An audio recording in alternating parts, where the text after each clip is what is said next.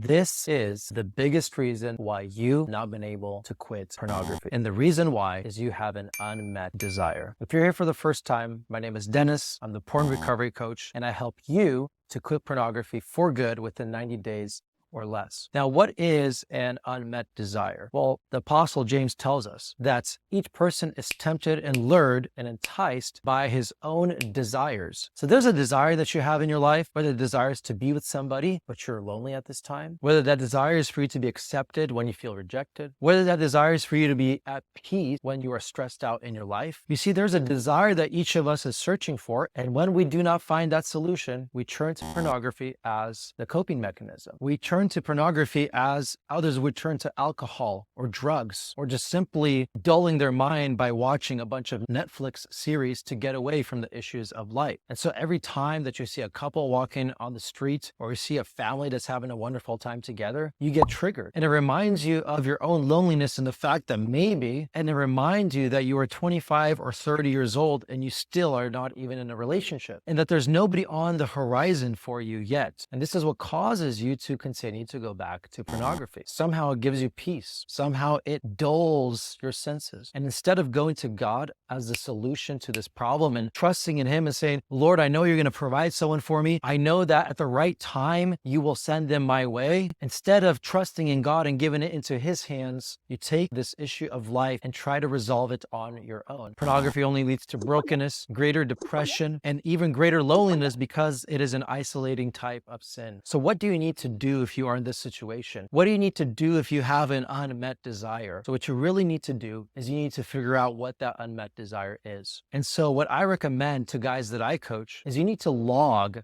the times that you are tempted. And we use this principle called the stop method. It begins first with S, the situation. So what's the situation, the context of what's going on when you were tempted? Were you alone? Did you see a couple? Were you stressed out from work? What was the situation? What was going on? What were your surroundings? And you log that down.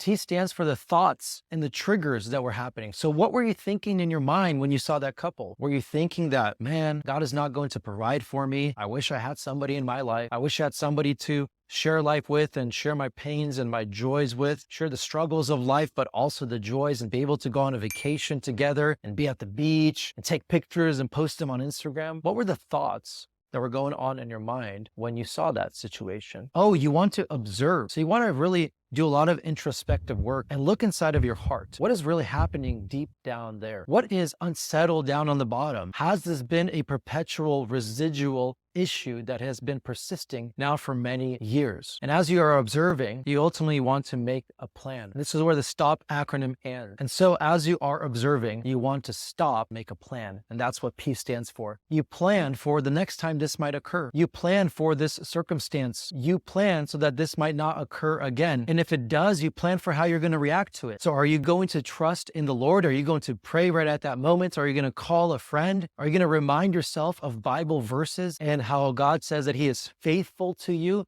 and how God says He loves you, and how God says His timing is perfect, and that no good thing does He withhold from those who walk uprightly, and how all things work together for good to those who love God? Are you going to be reminding yourself of those truths and realities? Too often we don't dig that deep. This is why we continue to be stuck in pornography, because we do not fix our unmet desire. And this is what I call the root cause in our life. The roots, if they're dealt with, will ultimately produce the right fruit in our life. And the fruit that you're eating of today is the fruit of pornography.